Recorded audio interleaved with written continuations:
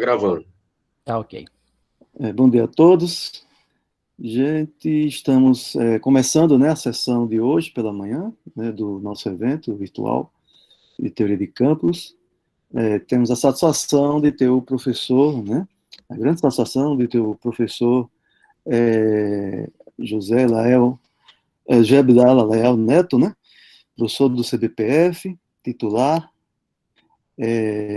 O professor Elael, ele foi estudante, né, da PUC do Rio, fez graduação e mestrado lá na PUC. Depois ele fez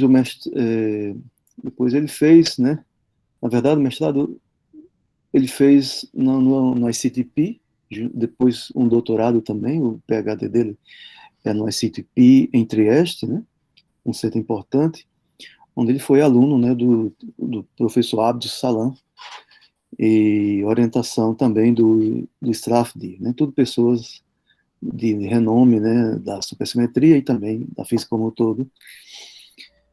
O professor Elael também tem interesse, né, na área de ensino de física, né, mas sua ênfase, né, de um modo geral, em teoria de partículas e campos, né, com foco mais em teoria de Yang-Mills, né, teoria das interações fundamentais, supersimetria e supergravidade, extensões não maxwellianas do eletromagnetismo. Ele também lidera o grupo, né, de física teórica de José Leite Lopes, no CBPF também. Tem um grupo também no qual ele coordena, em Petrópolis, né, ele é cofundador deste grupo, e trabalha ativamente, né, em várias outras frentes, como, por exemplo, pré-universitário, ciência da cidadania, né, e também no núcleo de professor de física, matemática e filosofia de ciência, cultura e cidadania. Então, é isso. O professor, fique à vontade, tem 40 minutos, né? Isso, 40 minutos, tá certo. Acho que é 40 minutos. Professor, fique à vontade. Obrigado. Aos demais eu digo o seguinte, que mantenham os microfones desligados, as câmeras também. As perguntas só façam, por favor, no final. Podem fazendo também pelo chat, né? E no final eu coleto todas, vou fazendo. Se houver tempo, eu faço todas as perguntas, se não, eu faço as mais importantes, que eu julgar mais importantes, devido ao tempo, né? Então é isso, professor. Tá certo, Francisco, muito obrigado. Bom, obrigado, Francisco, por estar coordenando a sessão.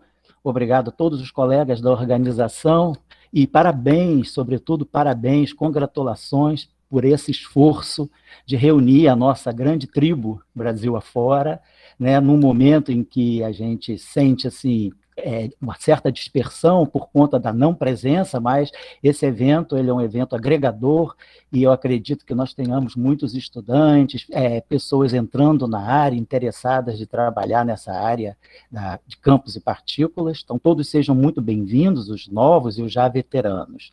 Eu vou pedir ao Francisco Brito a gentileza de quando der 30 minutos que eu estiver falando, me dá um toque para eu acertar os 10 minutos finais da fala e a gente não perder tempo para o debate. Bom, eu coloquei um título, assim, meio provocativo, né? Supersimetria, fato ou fake? Porque a supersimetria, ela, apesar de já ter, assim, ativamente, né, vivido os seus 47 anos, na verdade, ela se iniciou em 71, nós vamos ver agora, vai fazer 50 anos no ano que vem, mas muitas vezes se associa a supersimetria apenas à física de partículas e, sobretudo, aos experimentos do LHC. Não apareceu um neutralino, não apareceu um quark escalar, ou não apareceu um lepto escalar, então a supersimetria ela é fake. Então eu queria limpar um pouco isso, sobretudo porque há estudantes. Os colegas veteranos leem os papers, acompanham, pelo menos assim, em geral, a área, mas os estudantes às vezes ficam meio indecisos do que é realmente a supersimetria. Supersimetria é matemática, supersimetria é física, supersimetria é simplesmente uma simetria que se busca e que não vai se achar. Então, eu queria colocar isso nos devidos lugares, e eu acho que é importante a gente contextualizar a área ao longo do tempo para a gente sentir como é que a área foi ganhando substância e onde é que ela chega hoje.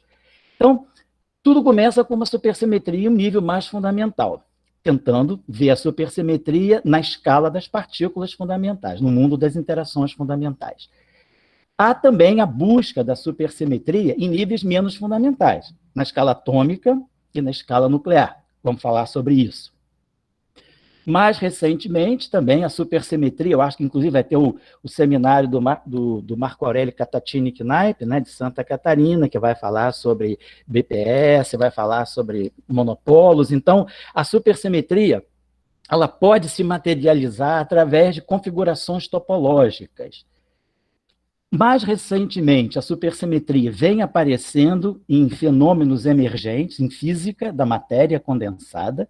Nós aí estamos falando de material real, e mais recentemente, há cerca de um ano atrás, a supersimetria entrou na era do laser. Então, nós temos hoje já consagrado um dispositivo supersimétrico de laser de alta potência, que é um trabalho original e pioneiro que vem sendo feito na Universidade da Flórida. Nós vamos falar sobre isso no final.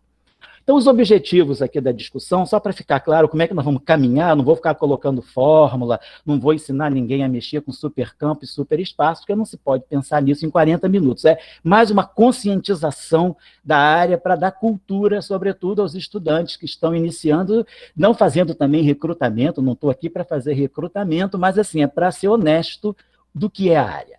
Então, localizar os mais jovens, né? Simplesmente esses iniciantes precisam saber o que é essa área. Eu acho que é importante observar o contexto em que surge, que quando uma nova teoria surge, as teorias supersimétricas surgem, elas surgem em que momento? Quais eram as questões da época? Ou a supersimetria caiu de paraquedas ortogonal ao que estava acontecendo? Então é importante, para dar substância a uma área, saber como ela nasceu, por que ela nasceu naquele dado período de tempo. Eu vou dividir um pouco em fases também, e os tópicos importantes em cada fase, porque isso localiza melhor a pessoa. Vamos falar das extensões, além da física de partículas, e vamos perguntar, e se a supersimetria não for revelada no LHC? É o fim do mundo? É o fim da supersimetria? Se ela não aparecer no LHC? Pergunta, né? Eu localizei aqui as fases, assim, é uma visão minha, né? Pode não concordar com a de outras pessoas, mas eu chamo de uma fase histórica, que é a fase que vai de 71 a 94. 94 tem um grande desdobramento, que é a visão de Seiberg-Witten. Então, a gente pode falar de uma supersimetria da era Seiberg-Witten a partir de 94. E aí, isso aí caminha fortemente até o primeiro run do LHC, que termina em 2012 com a descoberta do Higgs, que é um momento importante para a supersimetria também. O Higgs não é previsto pela supersimetria, mas a descoberta do Higgs com a massa que foi descoberta no LHC, ela vem de encontro a previsões da supersimetria. Depois o Run 2, né, aí teve o período de upgrade do LHC, o LHC retomou em 2015 a 2018, e aí o que aconteceu com o espaço de parâmetros das teorias supersimétricas, e agora nós estamos esperando abril de 2021. Então, a partir do ano que vem, se espera que o LHC entre no seu Run 3, e vamos ter aí, esperar resultados também, expectativas grandes ainda para a supersimetria. Mas, enquanto isso não vem, vamos falar da supersimetria em uma versão material. Material, quando eu digo, falar também da supersimetria fora da área, né, vamos dizer, da área da física de partículas. A supersimetria, ela chega, nós vamos falar já, mas num período que estão acontecendo muitas coisas. A área da física de partículas e a física de interações fundamentais, ela está vindo de um processo assim, bastante belicoso no final dos anos 60, porque havia uma disputa muito grande entre a teoria da matriz S, o bootstrap, e a teoria quântica de campos. A teoria quântica de campos estava um pouco isolada, um pouco minimizada, por conta da ideia de que seria impossível descrever com a metodologia perturbativa das teorias quânticas de campo a física de interações fortes. Era a ideia. Então, desenvolveu-se muito a teoria da matriz S, mas, claro, houve aquelas pessoas que ficaram na área. Por exemplo, Weinberg, Salam, Glashow e muitos outros, Kibble, Higgs, eles se mantiveram fiéis à área. Mas a teoria da matriz S ela foi ganhando muito espaço, até que, em 1967, 68, 69, os experimentos do Deep Inelastic Scattering no SLAC revelam o fenômeno da liberdade assintótica, os quarks previstos são descobertos, e aí a teoria quântica de campos reconquista o espaço que a teoria da matriz S não pôde conquistar com a descrição da liberdade assintótica. Uma intensa atividade em torno da simetria conforme, eu vou me fixar nisso, porque nós vamos ver que os grandes nomes que fundam a supersimetria no Ocidente, eles estavam todos vindo da área da teoria conforme, da simetria conforme. Depois, a supersimetria ela chega também no Ocidente, basicamente em 73, 74, quando acontece a Revolução de Novembro, né, no SLAC, e o charme é descoberto. Isso potencializa muito o papel das simetrias na física, sobretudo na física de partículas e de interações fundamentais. E aí a supersimetria ela é oportunista nesse momento em que ela pega uma alta, a crista da onda das simetrias, por causa da Revolução do Charme. Bom, nesse momento estão acontecendo coisas interessantíssimas, como a renormalização das teorias de Yang-Mills, e o modelo padrão se consolida, com todas as suas limitações, que é por onde a supersimetria pode encontrar atalhos, né? Pode encontrar, vamos dizer assim, vias de infiltração para melhorar o modelo padrão. Então, esse é o contexto em que a área se encontra. Aqui eu vou colocando supersimetria fora da caixinha, porque muitas vezes o senso comum é pensar supersimetria e partículas, partículas supersimétricas, parceiros. Vamos falar antes, já que a supersimetria é uma questão em debate, e ainda não tem uma validação na sua escala mais fundamental, que é a escala das partículas e das interações fundamentais, vamos mostrar outras áreas já antigas, onde a supersimetria vinha atuando com sucesso.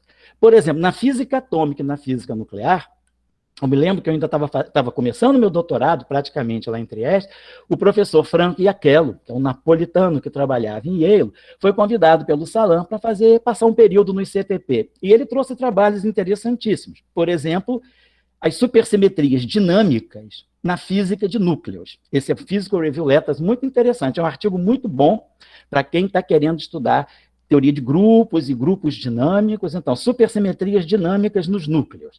Depois o Iacchello, em 85, publica esse Física D, que é supersimetria na física nuclear, no espectro de núcleos espelho. Então, tem uma aplicação muito interessante, palpável, da supersimetria na física nuclear, apesar disso não ser popularizado.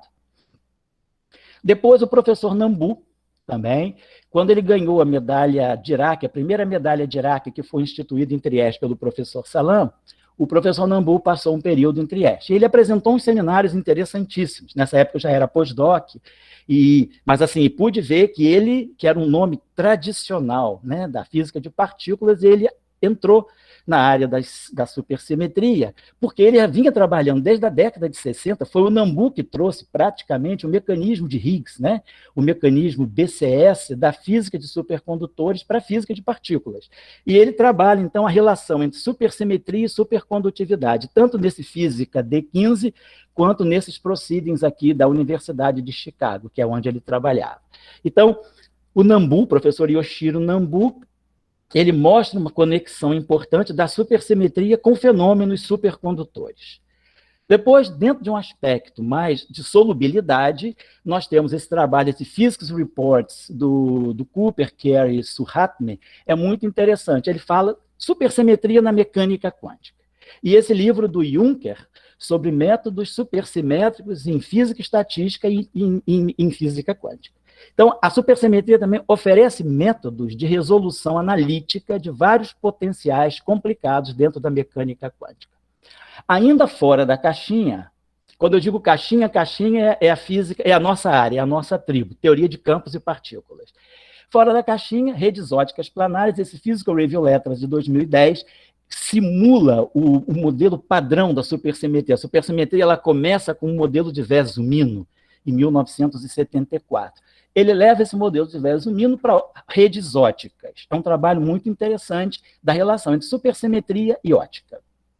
Sistemas não lineares, tem esse artigo aqui, publicado no Physical Review, que mostra a importância também, a relação entre supersimetria e não linearidade para resolver problemas complicados. Então, métodos supersimétricos. Da mesma forma que nós temos métodos de teoria de grupos para resolver vários problemas em física, sobretudo em mecânica quântica, métodos também de supersimetria. Afinal de contas, a supersimetria ela entra no âmbito da teoria dos supergrupos, dos grupos graduados.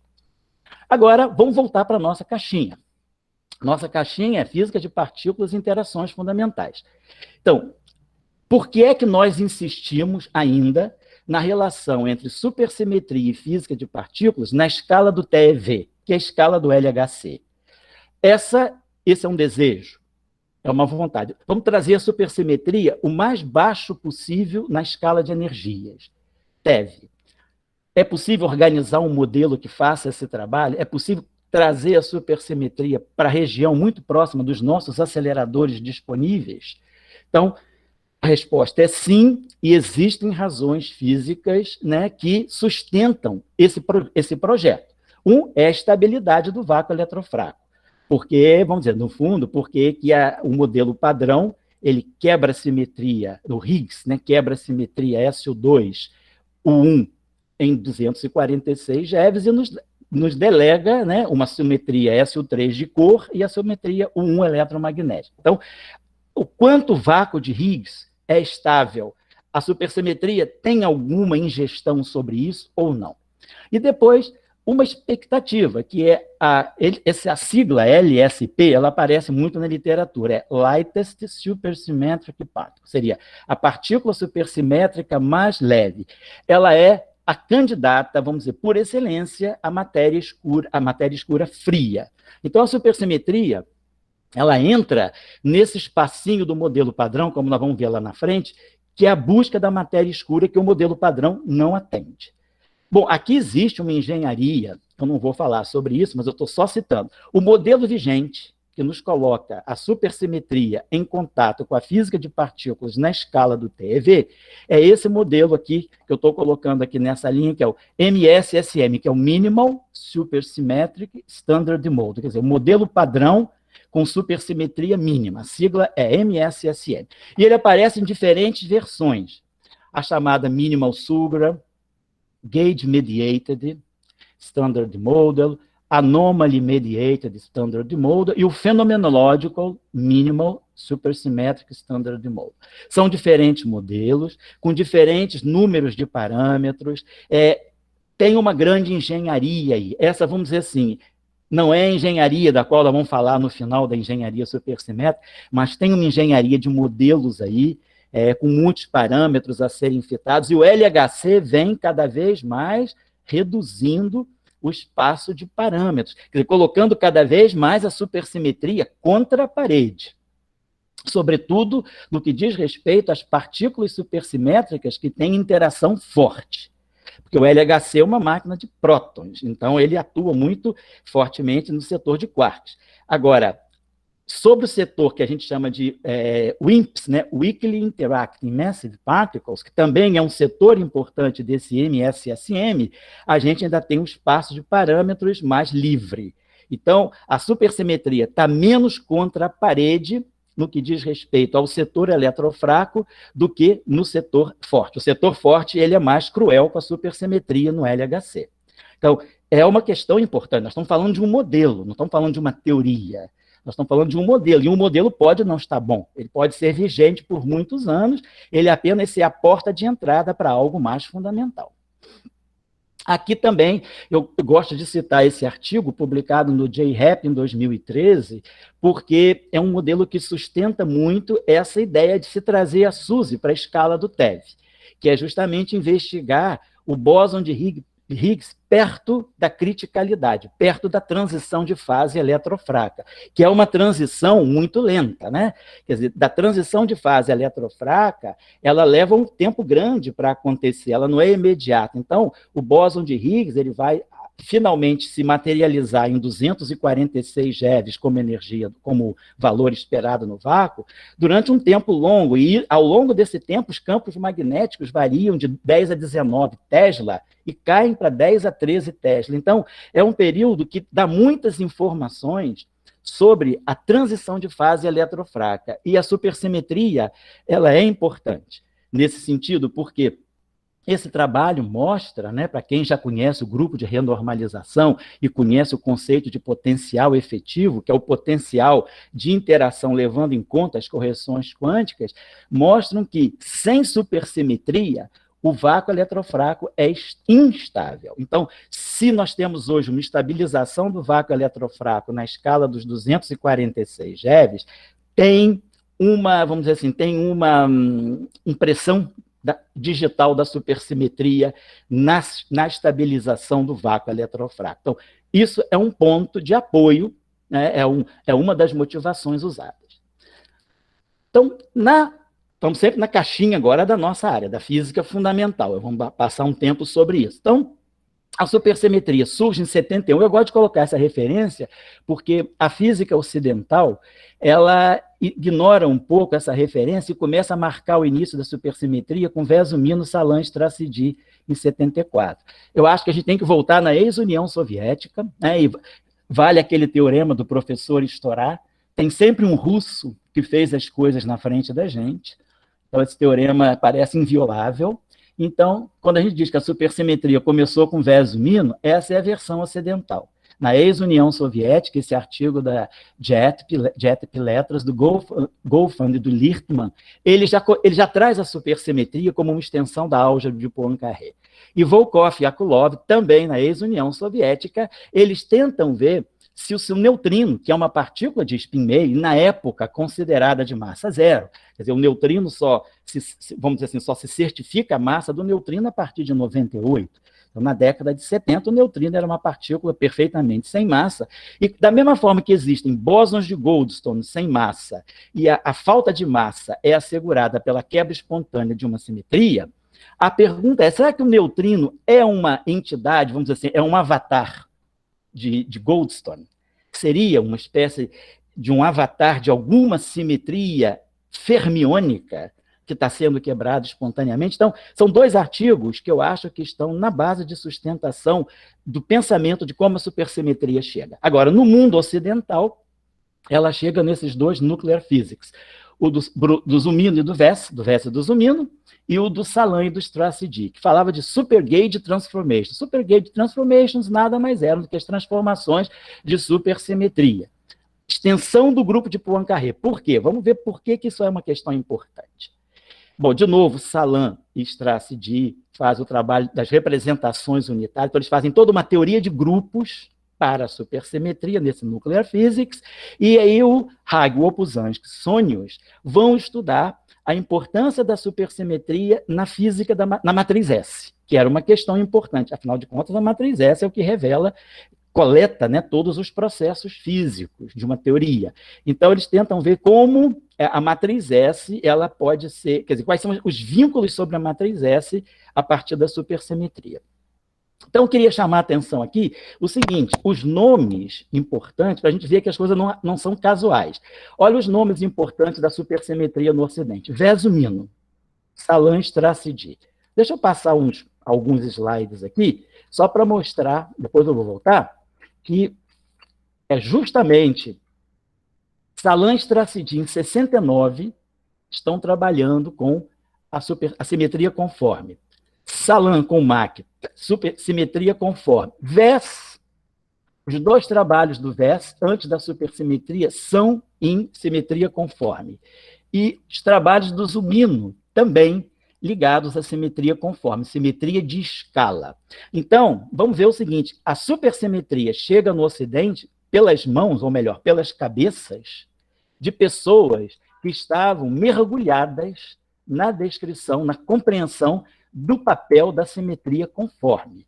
Então, não é que a supersimetria veio do nada, ela tem uma origem, vamos dizer assim, é uma transição contínua da simetria conforme para a supersimetria. Vamos voltar aqui. E isso por que também? Deixa eu voltar lá atrás. Porque nós estamos vivendo ainda o impacto do Deep Nellar Scattering, do SLAC, que mostra que a altas energias, esse espalhamento inelástico de elétrons ou neutrinos por prótons e nêutrons, eles evidenciam a presença de uma simetria de escala, que é a simetria conforme.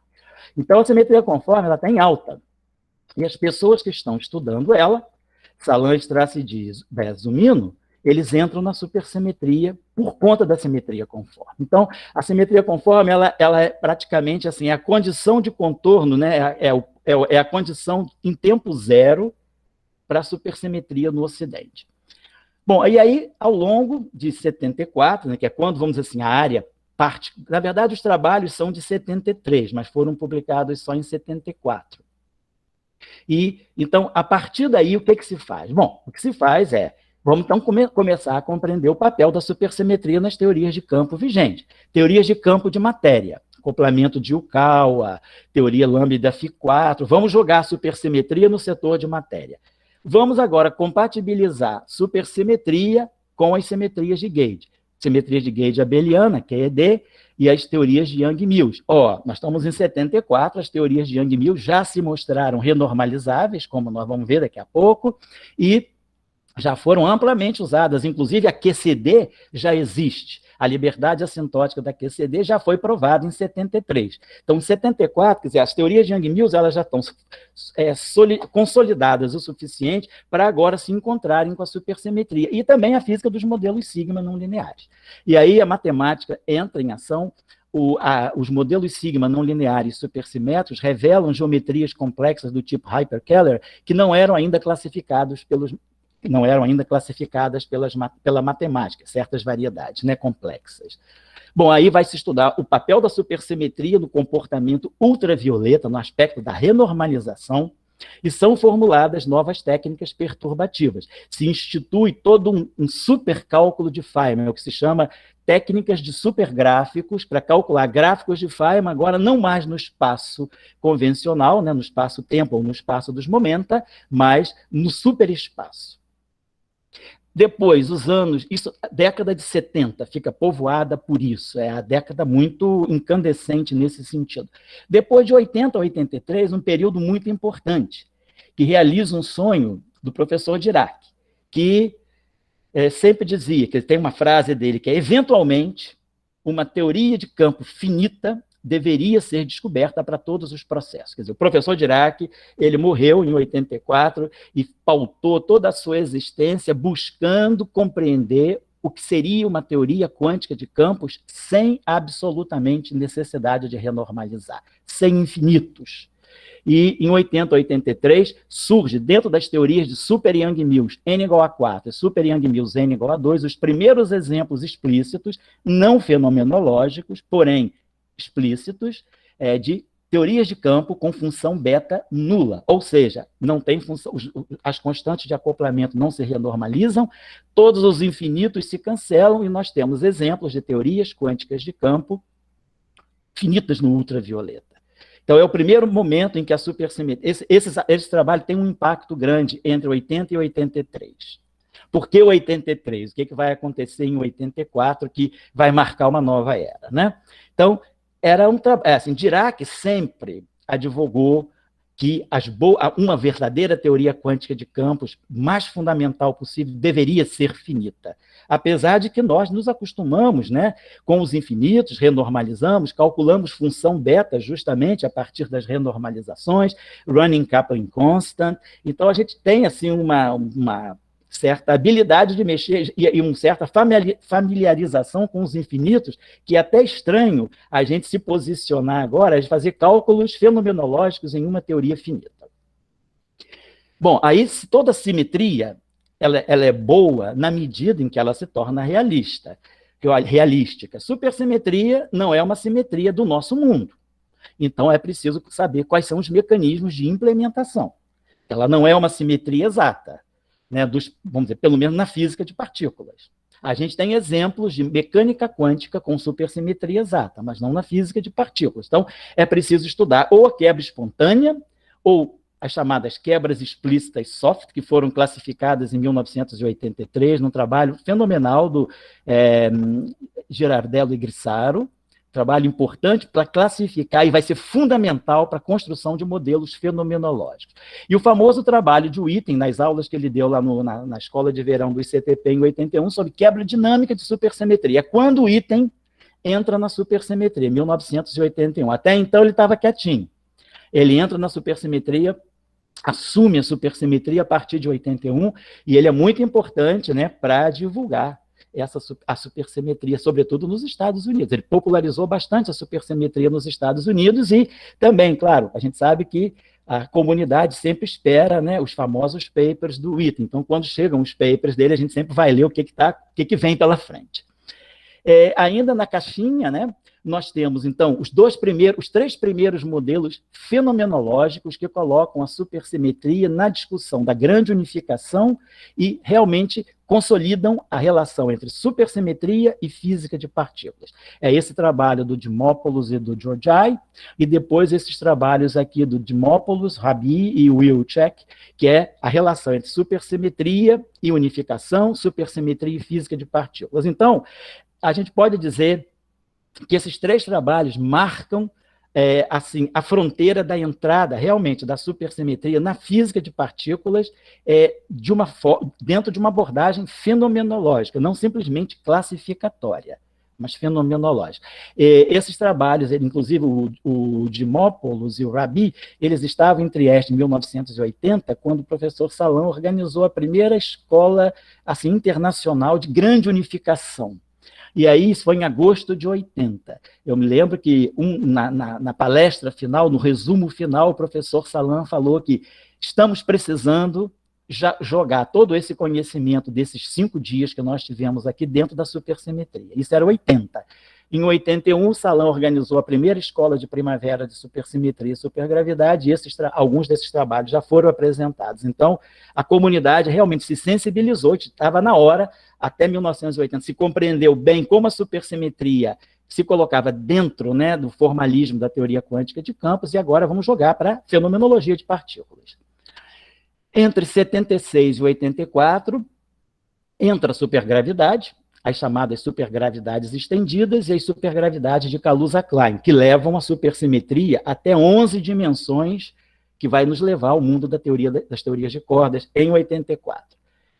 Entre 82 e 84, começa a se fazer os modelos de supergravidade, não mais só de supersimetria, mas de supergravidade, porque é uma supersimetria local e está ligada com a gravitação, para levar vamos dizer assim, o universo, né, da gravidade para a física de partículas. Então, vamos ter agora física de partículas, incluindo a gravidade, quer dizer, uma tentativa de uma realmente, unificação.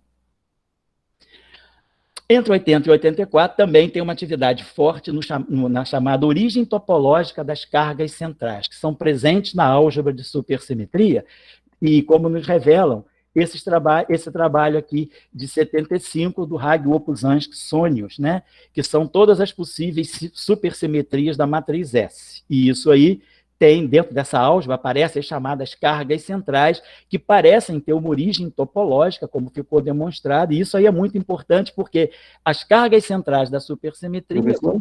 Pois não? 10 minutos. Tá ótimo, obrigado. Vão fazer a ligação com o setor topológico das teorias de Young-Mills. Em 84, então, a gente sai da supergravidade e chega nas supercordas com a chamada primeira revolução das strings, que foi em setembro de 84. Então, começa uma atividade grande da supersimetria, e a supersimetria agora, vamos dizer assim, ela se sujeita, vamos dizer assim, ela começa a pagar o tributo à teoria de cordas. Então, nós temos a teoria de cordas e a supersimetria, ela passa a ser vista como um limite de baixas energias das teorias de cordas. Então, a supergravidade em 11 dimensões, que é a supergravidade máxima, que leva, vamos dizer, a uma supergravidade estendida maximamente em 4 dimensões, ela começa a ser olhada como uma teoria efetiva a partir da teoria M, né, da M-theory.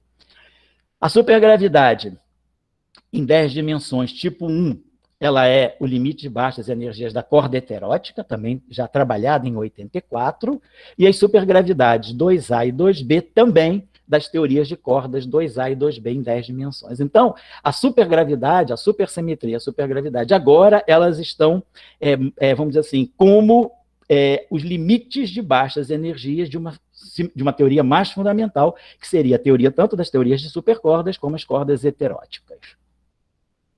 Bom, então, década de 80, a supergravidade entra em ação e as supercordas aparece a partir de 84, já vinha, né? Mas, a verdade, ela ganha popularidade com esse trabalho do cancelamento das anomalias de 84, que é o que se chama, vamos dizer assim, o turning point das teorias de corda.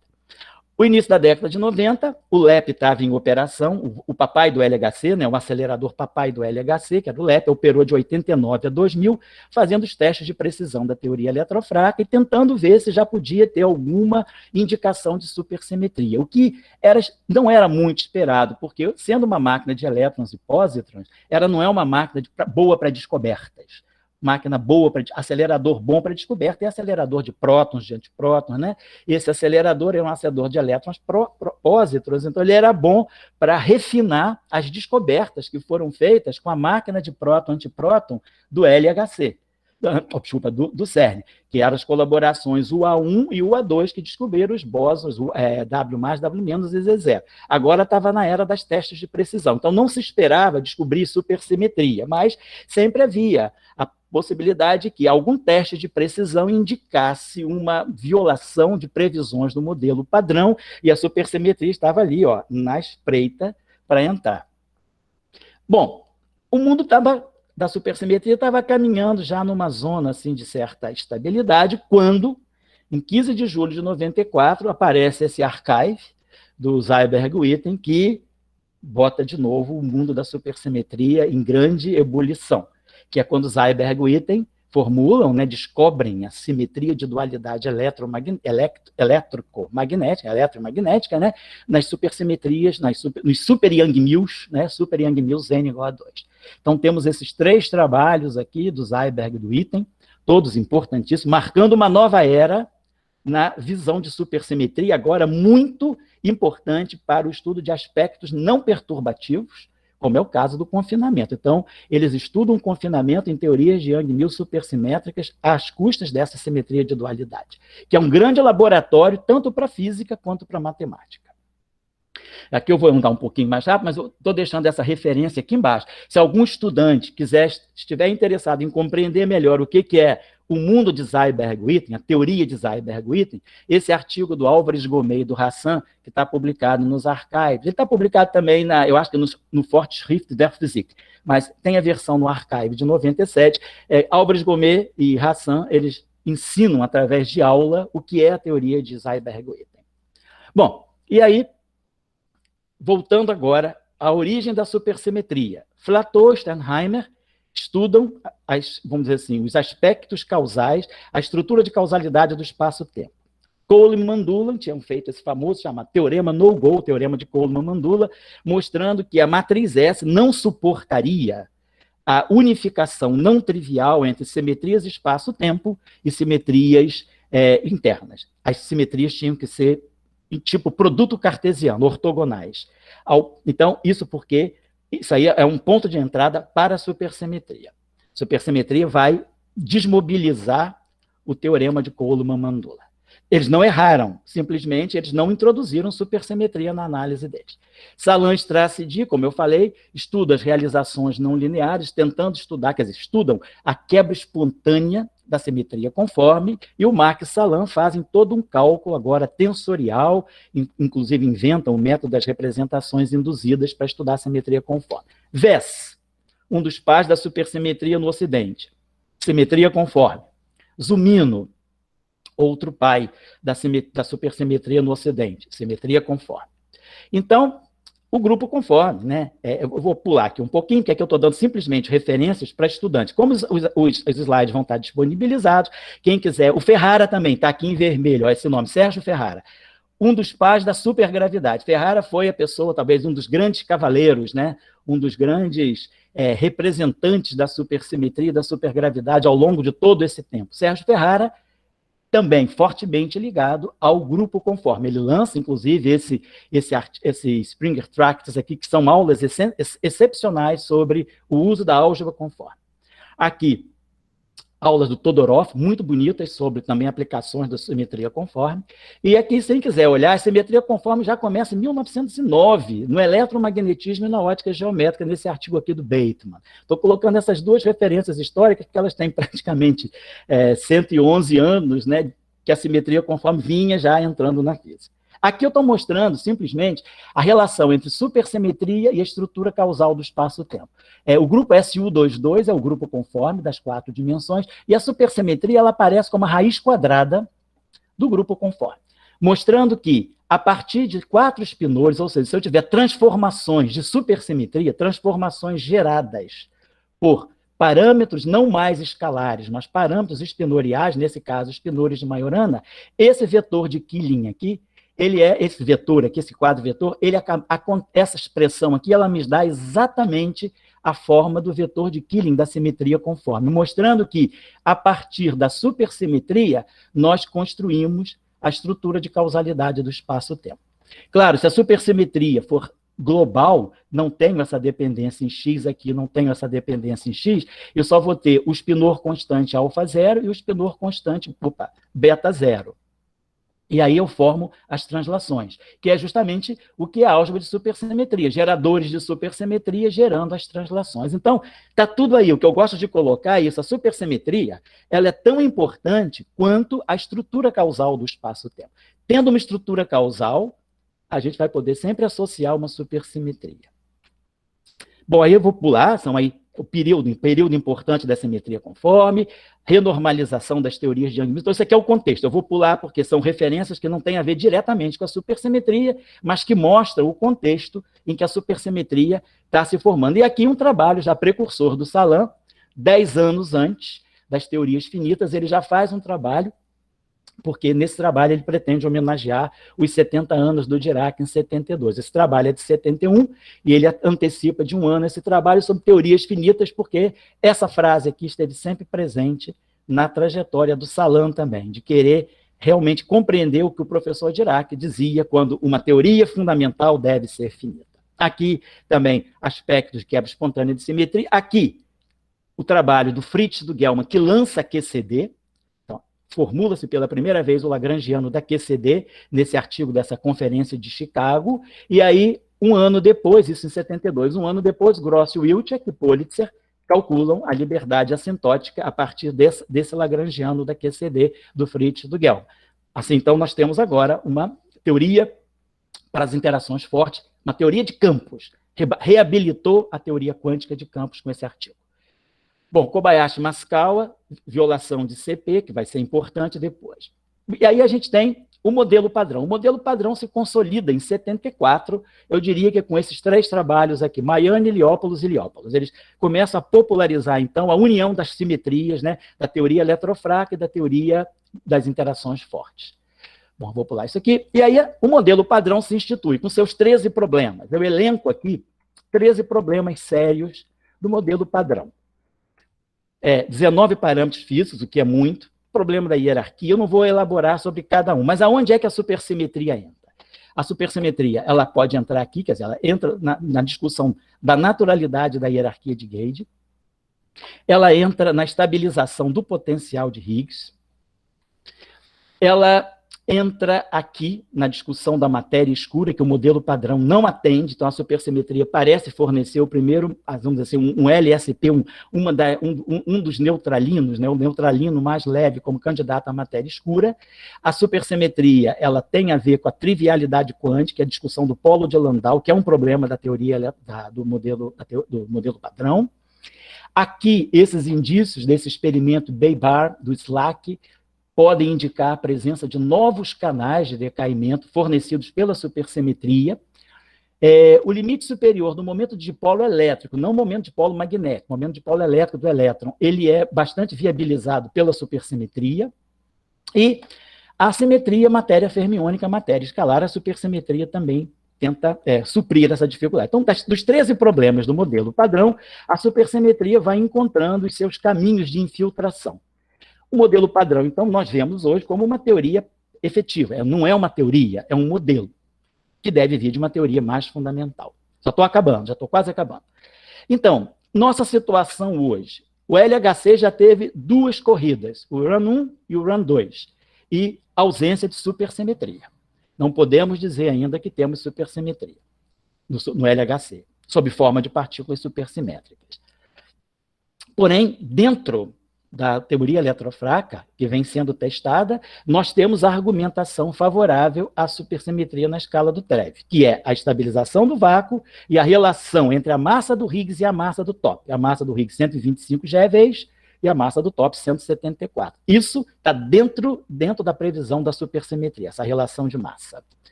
Mais recentemente, a partir de 2015, surgiu essa 7ª colaboração, esse 7º experimento do LHC, que é o Moedal, que é Monopoles and Exotics Detector at LHC, que é um detector para busca de monopolos magnéticos com assinatura da supersimetria no LHC.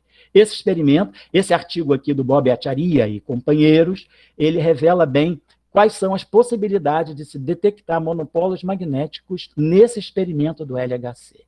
Então, isso é uma porta nova que vai se abrir no Run 3 do LHC. Opa, tá certo. Bom, outro laboratório grande para se testar a supersimetria é o momento de dipolo magnético do muon. Né? O valor do modelo padrão é esse aqui, e o modelo experimental é esse aqui. Eles concordam até a sétima casa decimal.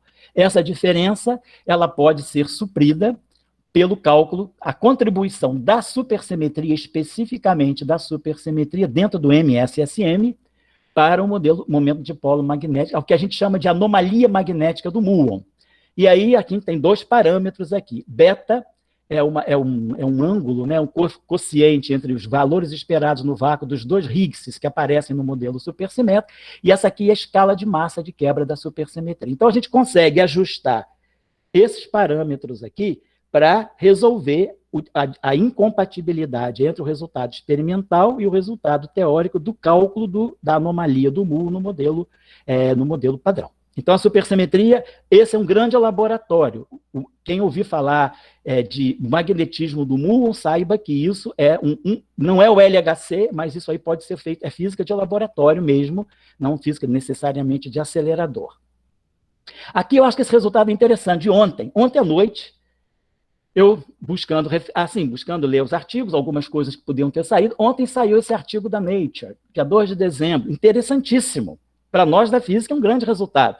A constante de estrutura fina foi determinada agora com a precisão de 81 partes em 1 trilhão.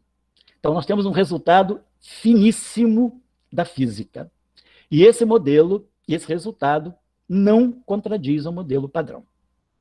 Isso nos leva a um valor novo do momento, agora da anomalia magnética, do momento de polo magnético do elétron no modelo padrão, que é esse valor aqui, calculado agora, a gente está vendo aqui até 3, 6, 9, 12, até a 15ª casa decimal.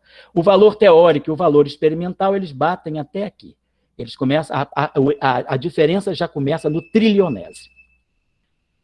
Bom, agora saindo da caixinha, para finalizar, supersimetria nos semimetais. Então, isso aqui já não é mais física de acelerador, não é física teórica da matéria condensada e física experimental de matéria condensada.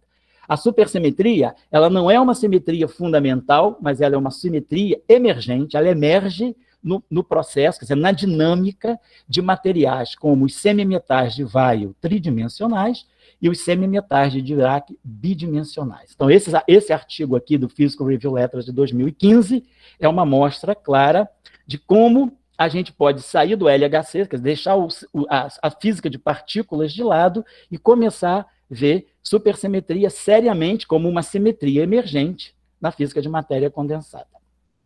Nos isolantes topológicos também, esse Physical Review Letters de 2017 mostra a presença também de supersimetria emergente em isolantes topológicos.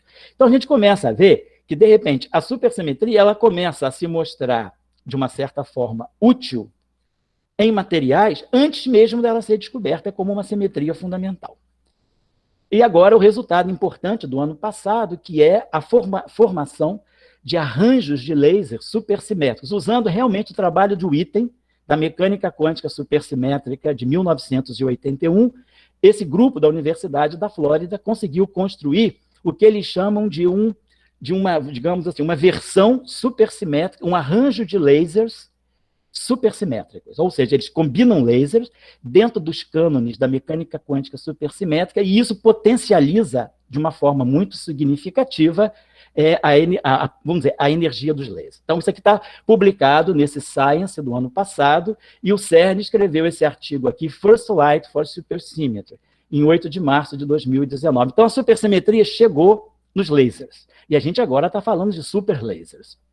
Então, só para finalizar, o que a gente tentou aqui foi mostrar a supersimetria como uma simetria que nasce, ela está intrinsecamente ligada à estrutura causal do espaço-tempo. Então, se tem ou não tem partículas supersimétricas no LHC, isso é uma outra questão. Isso é uma questão de quebra de supersimetria. A supersimetria em si, ela está, vamos dizer assim, imaculada dentro da estrutura causal do espaço-tempo. Agora, formas de quebrar a supersimetria são coisas menos intrínsecas, né? Então, são mecanismos acessórios extras. E aí, esses acessórios podem não ser os melhores. Então, o que nós estamos falando é se não medimos partículas supersimétricas no LHC, se o LHC for completamente transparente à supersimetria, a estrutura de cones de luz do espaço-tempo não é. A supersimetria, ela está dentro da simetria, conforme ela está dentro da simetria de Poincare. Tentamos mostrar os caminhos da supersimetria nesses quase 50 anos de atividade. Aliás, o ano que vem vai ser um ano muito rico aí para a nossa tribo. Nós vamos comemorar 90 anos dos monopolos magnéticos, o artigo do Dirac, de 1931. Vamos comemorar 60 anos da simetria SU3, o Eightfold Way de Guelmin-Neyman, de 1961. E vamos fazer jus à física da ex-União Soviética, né? Vamos dizer assim, a Sputnik, né? A Sputnik Supersymmetry, que vai ser a supersimetria fundada pelo Lichtman e Goffman em 1971. Então, nós temos boas celebrações, 90 anos dos monopolos, 60 anos do SU3 e 50 anos da supersimetria. Então, temos comemorações muito interessantes, e quem sabe essa discussão da supersimetria na matéria condensada, não no LHC, o ano que vem não vai acontecer grande coisa, porque o Urano 3 vai começar só em abril, então vai ser um ano que praticamente sem visibilidade da supersimetria no LHC, mas a supersimetria ela está correndo por fora, está lá, como eu tenho no item 4, simetria emergente na matéria condensada, e no item 5, simetria para lasers de alta potência. Então agora temos uma engenharia, né, o que eles estão chamando de engenharia supersimétrica realmente. Então, eu queria agradecer aos colegas a oportunidade de trazer essa discussão, sobretudo para os mais jovens, para os estudantes, para evitar, assim, talvez, a propagação não é de fake news, eu não estou dizendo que é fake, eu só coloquei o título de brincadeira, mas, assim, para os estudantes terem conhecimento daquilo que está sendo dito. Quer dizer, não medir supersimetria no LHC é não medir, é não cacifar os modelos de quebra de supersimetria, mas não é negar a supersimetria. E, às vezes, uma simetria, ela acaba se revelando de forma emergente. Exemplo típico é o monopolo magnético. Nunca se descobriu o monopolo magnético de Dirac, desde 1931. Hoje, nos gelos de spin, né, que ele tem um belíssimo artigo, eu acho que é de 2014, da Nature, né, um artigo belíssimo da Nature de 2014, que mostra a formação de monopolos magnéticos emergentes nos gelos de spin. Não só monopolos magnéticos emergentes, como também correntes magnéticas de monopolos magnéticos emergentes. Então, às vezes, uma simetria, ela se revela pela sua emergência, né, ela aparecer a partir de alguma dinâmica do que ser uma simetria essencialmente. Mas a supersimetria, ela mora na estrutura causal do espaço-tempo. Eu agradeço a atenção, eu devo ter avançado em 5 minutos no tempo, mas estou disponível para algum tipo de discussão que venha a haver. Eu vou interromper o compartilhamento. Bom, vou manter o compartilhamento, que se precisar eu faço recurso a alguma coisa daqui. Francisco, retorno a você. Obrigado. Obrigado, professor Elael. Um excelente seminário, como sempre, né? Muito interessante, bastante elogios aqui, estou vendo. Eu fico muito satisfeito com a sua contribuição. Bom, temos aproveito 7 perguntas, acho que temos tempo para fazer todas, né? O primeiro é o Pedro Gomes. Desculpa, Pedro, eu não escrevi ali na pergunta. Eu queria só fazer um breve comentário depois, tá? Queria ficar na fila. Ótimo. Emerson Luna, aqui de Porto Alegre. Tá certo. Ok, então o primeiro é o Pedro. Tá, vocês me escutam? Estão te escutando, sim. Ok, bom, obrigado pelo seminário, Ilael.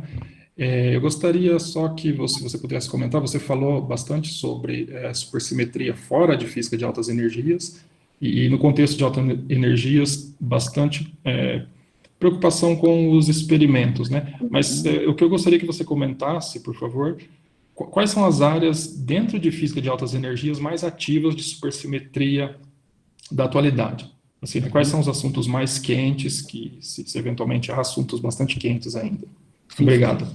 Tá ótimo, obrigado a você pela pergunta. Bom, dentro vamos dizer, da física de altas energias, né, dentro da teoria, e vamos dizer, dentro da teoria e dentro do experimento. Dentro do experimento, então, nós temos hoje toda essa busca de configurações topológicas não triviais, né, para ver se consegue, através dos decaimentos desses monopolos que venham a se formar, por exemplo, no LHC, ter assinaturas, né, não perturbativas da supersimetria. Então, esse é um campo, né? O aspecto não perturbativo da supersimetria é muito importante. Outra coisa importante é sempre lembrar a conexão da supersimetria com a dualidade, quer dizer, a discussão do confinamento na QCD, a discussão, a famosa correspondência entre ADS, né, a anti-de Sitter, que é uma solução natural das teorias de supergravidade, e a invariância de Gauge, a equivalência Gauge-Gravity, né, que é um problema assim, já antigo, desde 1963, tem o trabalho do Dirac, né, publicado no Journal of Mathematical Physics, que é o estudo das representações unitárias e redutíveis do grupo de anti-de Sitter, que já apontam para a existência de objetos mais fundamentais do que seriam os próprios quarks. Então, a supersimetria hoje, ela está muito, assim, tem muitos aspectos ligados ao estudo de elementaridade. Por exemplo, a discussão que nós temos hoje dentro do modelo padrão sobre os limites, os bounds superiores que nós temos para o momento de dipolo elétrico do elétron. Quer dizer, o momento de dipolo elétrico do elétron, ele hoje está estabelecido na faixa de 10 a menos 29 carga elétrica vezes centímetros, né? E vezes centímetro. Esse valor é pequeno. Agora, tem modelos que dão momento de dipolo elétrico, modelos além do modelo padrão. Quer dizer, o modelo padrão, ele não viola esse limite, ele dá um valor 10 ordens de grandeza mais baixo, ele dá um valor na faixa de 10 a menos 39, que é praticamente irrisível frente ao limite superior que nós temos hoje, que é 10 a menos 29. Modelos supersimétricos tem alguns modelos supersimétricos que atacam a questão do momento de dipolo elétrico do elétron e dão um valor na faixa de 10 a menos 30, 10 a menos 31. Melhora muito o valor do modelo padrão. Então, essa é uma discussão importante também.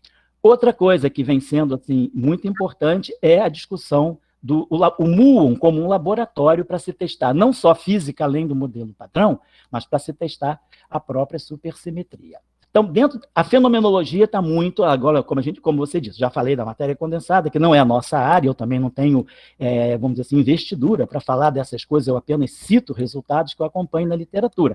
Mas na nossa área nós temos ainda um mundo, vamos dizer assim, extremamente teórico, importante, em conexão com aspectos não perturbativos, a compreensão de fenômenos não perturbativos em supersimetria, a discussão que persiste, quer dizer, na teoria de cordas, né, que nos dá um modelo, que nos dá uma boa teoria de gravitação quântica em 10 dimensões, a discussão das reduções dimensionais e essas novas categorias de espaços matemáticos que a própria supersimetria vem ajudando a descobrir. Então, tem uma relação muito forte, quer dizer, a supersimetria está muito dentro hoje da matemática, né, da geometria algébrica, da topologia, como nos modelos de física de partículas e também dentro da física de partículas, não só a física de aceleradores. É isso que eu quis chamar um pouquinho a atenção, sobretudo para os estudantes, que é dentro, vamos dizer assim, dentro do próprio modelo padrão, dentro da própria QED, quando se calcula o momento de dipolo magnético, seja do elétron, seja do muon, seja do tau, a gente procurar o espaço onde a supersimetria pode entrar para fazer as suas correções de alta precisão. É um pouco isso, eu espero ter assim, dado por alto algumas indicações e eu retorno ao Francisco. Obrigado pela sua pergunta. Ok, obrigado, Ilael. Quem está falando só porque eu não estou reconhecendo a voz, me desculpa. Eu estou com a imagem aqui. Pedro Gomes, você talvez lembre, você foi do meu concurso. Eu não estou lembrado agora do teu rosto, mas de você eu lembro. Tá bom. Obrigado pela pergunta, amigo. Valeu aí. Valeu, obrigado, Lael. Tá bom. Gente, o tempo está estourando. Eu tinha um comentário do Emerson, não? 8 perguntas, mas eu acho que eu vou reduzir. Bom, qualquer coisa pode me escrever. As duas na sequência, né? Tá certo. Uma do Petrov e outra do Carlos Alberto. Então, tá Petrov, por favor. Petrov. Alô, homem.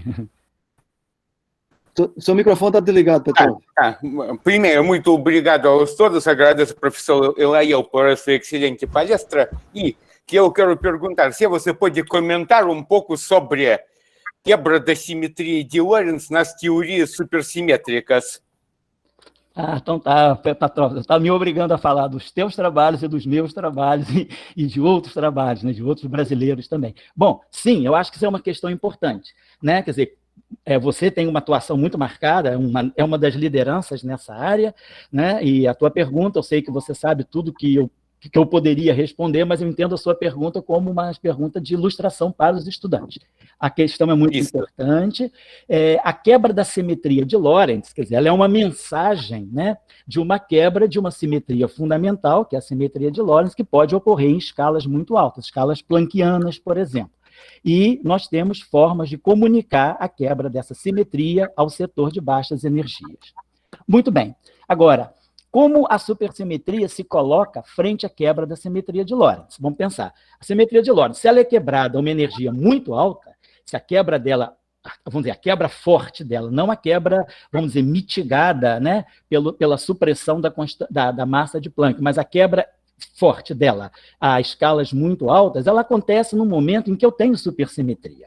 A gente espera que a supersimetria ela só seja quebrada numa escala um pouco abaixo, né, da grande unificação. Então, é importante, mesmo que a supersimetria esteja quebrada em energias próximas das planckianas, a quebra da simetria de Lorentz e a quebra da supersimetria devem se comunicar. Em geral, nós que trabalhamos com violação da simetria de Lorentz, em muitos trabalhos a gente ignora a supersimetria.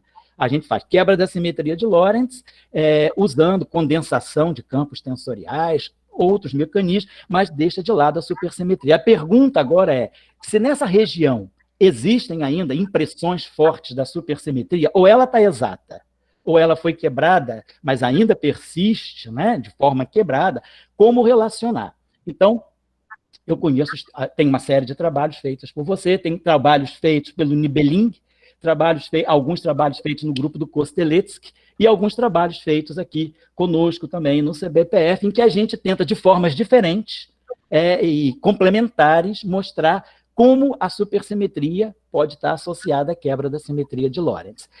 Por exemplo, ao se quebrar, ao acontecer a quebra de Lorentz num cenário supersimétrico, a quebra da simetria de Lorentz pode induzir a formação de, vamos dizer, condensados, né, de bilineares fermiônicos, de estruturas compostas de férmions, que aí vão servir como possíveis anisotropias para a quebra de Lorentz. E, ao mesmo tempo, a quebra da simetria de Lorentz ela pode alimentar a quebra de supersimetria. Porque agora nós estamos falando, se há uma quebra da simetria de Lorentz, nós podemos estar falando, né, de uma condensação de um campo cujo valor esperado no vácuo não é mais constante no espaço-tempo. Então, quebra-se a invariância translacional. E aí está se quebrando a invariância de Poincaré.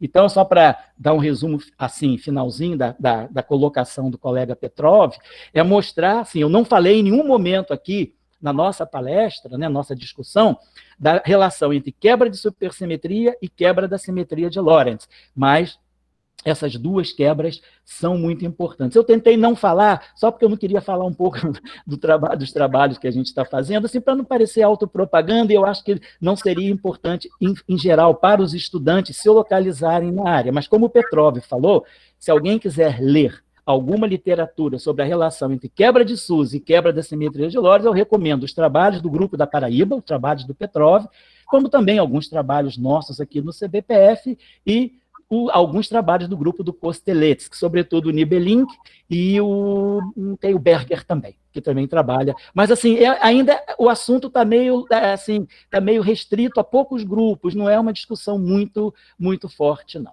Obrigado, Petroff, espero ter dado uma panorâmicazinha muito simples e geral daquilo que você colocou, e retorno ao Francisco. Obrigado, professor Léo. Agora eu passo a palavra para o Carlos, e fechamos as perguntas, infelizmente. Olá, Elael, bom dia. Parabéns pela apresentação. Ela realmente dá um certo refrigério para a gente que trabalhou com supersimetria, né? Eu fiz tese de supersimetria com você, e de muitos anos a gente acaba abandonando um pouco a área, mas com essa tua fala, a gente se sente até mais dar uma olhadinha, né? E voltar a fazer algumas coisas com supersimetria. Carlos, vamos fazer isso. A gente pode fazer supersimetria sem culpa. Eu só queria fazer uma pergunta super rápida, né? Que é só o seguinte: é porque o modelo padrão, né, sempre sofreu uma certa crítica do fato de ter parâmetros abertos demais, né? Isso. Quer dizer, a mesma coisa, por exemplo, você falou um pouquinho da anomalia do Muon, né? Então, de certa maneira, a própria maneira de você fazer cálculo ali, você, em supersimetria, você continua com parâmetros abertos, né? Quer dizer, até quando a nossa física de altas energias vai penar tanto com esse problema de parâmetros demais? Tá certo, tá certo. Não, a tua pergunta é de natureza até filosófica e física, claro. A gente está buscando uma teoria fundamental. Então, para os stringuistas, né, para os praticantes de teoria de corda, o ideal seria ter toda uma física dependendo da tensão na corda, dependendo do alfa primo, do alfa linha, da teoria de corda. Dentro da supersimetria, voltei a essa página aqui, esse slide, o minimal supergravity, esse minimal supergravity model, né, essa forma de quebrar a supersimetria no setor escondido da supergravidade, ele tem apenas 5 parâmetros, quando o modelo padrão tem 19 parâmetros. Então, a gente tem uma redução boa de número de parâmetros. Agora, o modelo não é completo e excelso, porque ele peca, nenhum modelo é tão completo. Por isso que existe vamos dizer assim, essa proliferação de modelos de quebrar a supersimetria no MSSM.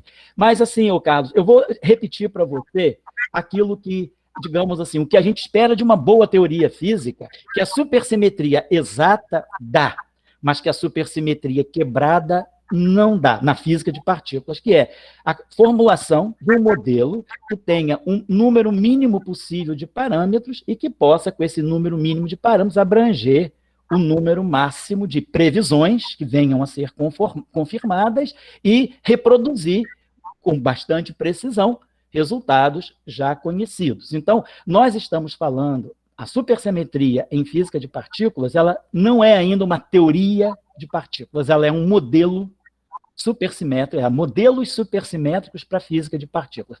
Como modelos, nós vamos ter sempre que conviver humildemente com a proliferação de parâmetros e saber justificá-los. Agora, só para finalizar, né, eu acho que, como você falou aí no final, a gente sempre, às vezes, fica meio culpado, mas supersimetria, não estou fazendo aliciamento, mas eu estou dizendo que pode-se fazer supersimetria sem culpa de ser inútil, né? A gente está vendo agora que a utilidade do inútil começa a aparecer na física de lasers. Então, quem gosta de ótica quântica pode estudar supersimetria nos lasers. Quem gosta de matéria condensada, né, pode estudar isolante topológico, semimetais de Weyl, semimetais de Dirac, férmions de Majorana na matéria condensada. Então, eu acho que é importante a gente ver que uma simetria, quer dizer, a supersimetria, ela se abriu dentro da física, ela saiu do âmbito e ela avançou por outras direções, além, claro, dos grandes progressos na matemática. Então, volte à supersimetria, que é da onde você veio. Obrigado. Bom, pessoal, obrigado. Sim, eu queria agradecer a todos. Francisco, desculpa, é um argumento que eu te deixaria feliz, Relael. Posso fazer rapidamente, se o Francisco permite? Claro, eu por mim, tudo bem. Seja rápido. Posso, Francisco? Sim, mais ou menos. Primeiro, parabéns pelo seminário. Só lembrando que também vamos fazer quase 50 anos de que a gente sabe que a energia do vácuo de uma teoria de gauge dinamicamente quebrada, ela está relacionada de alguma maneira com uma escala de massa, né, dinâmica. E mais ou menos 30 anos depois, surgiram alguns trabalhos mostrando que a existência de um mínimo global, né, da energia de vácuo de uma teoria não abeliana de calibre, na presença de uma escala de massa, implicava na existência de um ponto fixo da função beta. E agora, mais recentemente, a gente tem uma clara indicação que a QCD, ela exige um comportamento praticamente conforme na região infravermelha. Então, seria talvez uma notícia que se deixaria feliz. Uma notícia mais do que notícia, um conhecimento que eu vou aprofundar um pouquinho. Obrigado pela tua questão aí, pela tua observação, eu vou um pouco mais a fundo nisso, que isso aí passou batido, mas eu acho que é uma informação importante que complementa a nossa discussão. Obrigado, Beto. Retorno ao Francisco. Mais uma vez, obrigado, professor Elael. Tá certo. Obrigado a todos pelas perguntas. Eu sugiro que o Rodrigo, né, ele está gravando, depois envie a lista. Tem algumas perguntas escritas aqui. Pode ser. Envie o chat para o professor Elael e ele pode responder eventualmente por e-mail. Claro, claro. Mas pode ser assim. Bom, eu gostaria de pedir a todos que abram os microfones e para aplaudir o professor.